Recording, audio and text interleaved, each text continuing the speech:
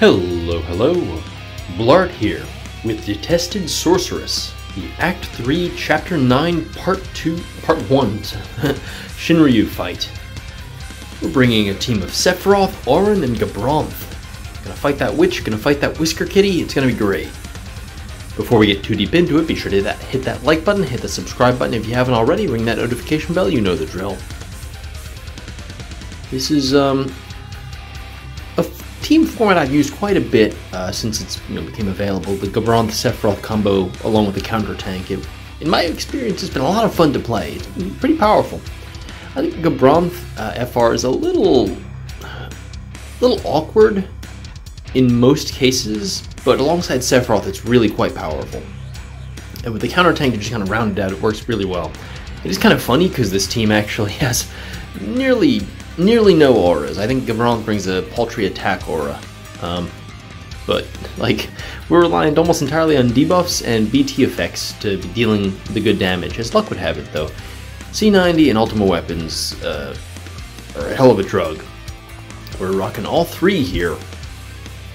2 great swords and 1 short sword because I'm a maniac. And great sword characters, I mean, look, we're using Auron and Sephiroth. Which of those two would you give the great sword to if you only had one? So what do we got going on here otherwise? Well, for one thing, we're going to have hella protection because Auron keeps the team pretty safe, and Gabronth, on top of that, is going to keep the team very safe. We're going to be seeing very little in the way of HP damage coming our way, overall. In fact,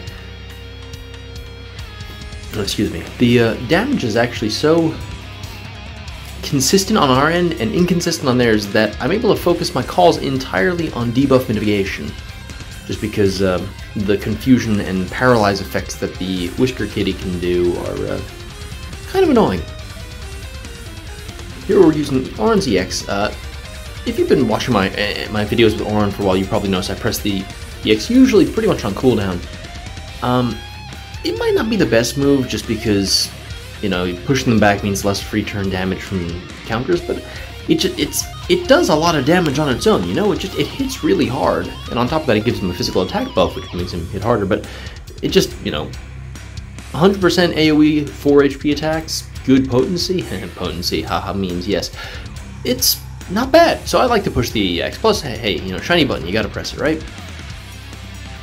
You've just done exactly that with Gabronth, and I try to get clever here. This ends up being completely the wrong play. I drop Lena's base call there, because I see all the turns they have, and I see where they are on the FR gauge, and I think to myself, they're probably going to be able to charge the FR gauge and delete Auron's turns and push into the Shadow Realm, and that'll keep them nice and safe from Whisker Kitty's debuffs in the meantime.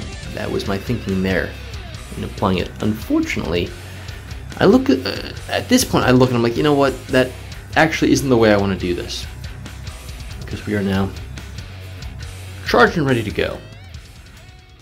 So, with that being said, here we go. Gabronth FR. God, this animation is so good. Look at them go. The story, the bond, the narrative. You love to see it. Also, I mean, crossover games. This is about as a crossover as it gets, isn't it? And we lined it up perfectly because we got Sephiroth going right after, which is exactly what we want. Because Gabronth FR at the end of it resets the break status, and then Sephiroth can re-break them with his EX, and from then on, it's infinite breaks. I'm gonna have to do some slightly awkward things here and there. I refresh my LD real quick, which does push them back. I'm hoping to generally juggle their turns in order to give Auron some counter opportunities. And here, we got some counter opportunities in the form of Apocalypse. In most cases, on most teams, I prefer to actually bring Galuf over Auron, just because since his counter isn't AoE, I can actually weave more counters in there because he's not breaking both enemies and pushing them both back. That said, for this specific fight, Ultimacia takes so many turns that I found that I was running out of debuffs. Like, she would burn through debuffs, and Gabronth's his Criminal's Mark would fall off. Or not fall off, but like it would downgrade. And Auron, as you no doubt are aware, applies a debuff on his counter. So this means we are virtually guaranteed to keep their debuffs in place. And we have plenty of leeway because we only need to reapply 1 a turn. It'll be great.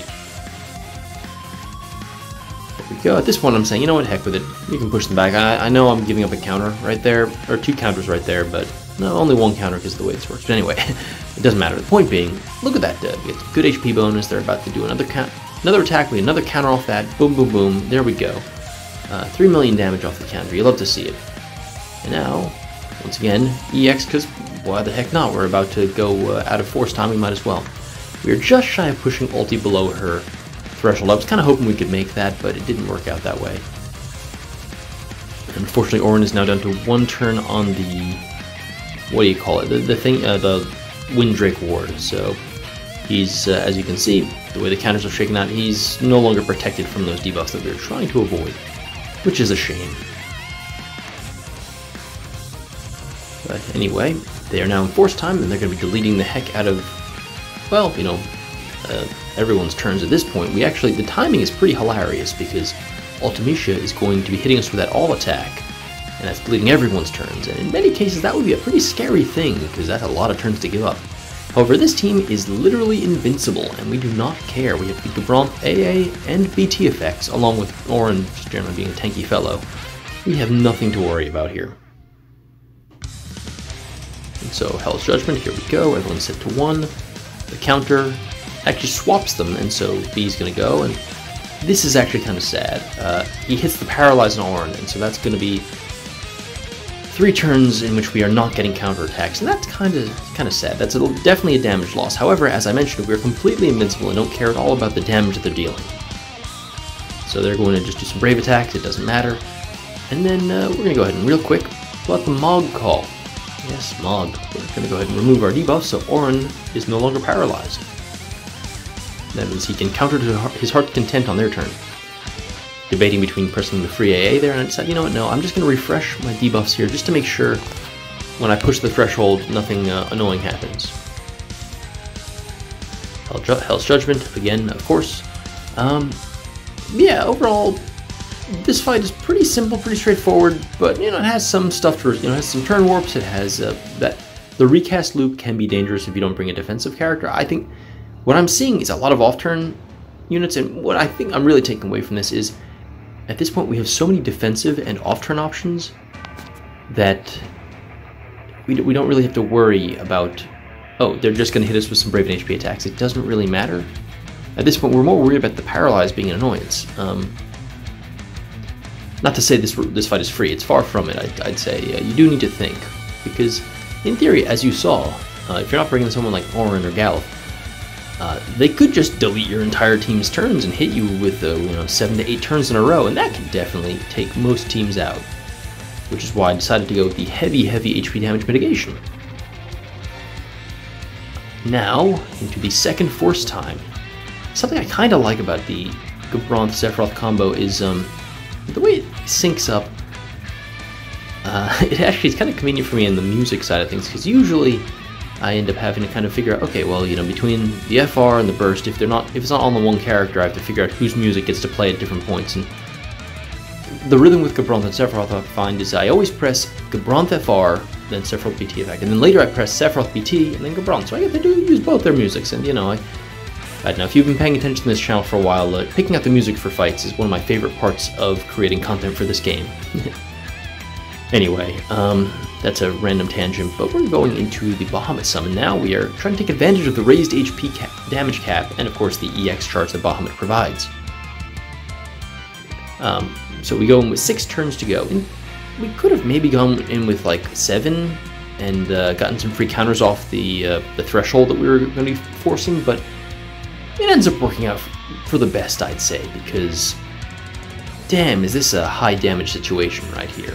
Sephiroth, of course, just chucking out a zillion damage with his EX, and Auron doing the same there, that full AoE doing some work, and then Gabranth is going to take us home with Innocence Plus. There we go.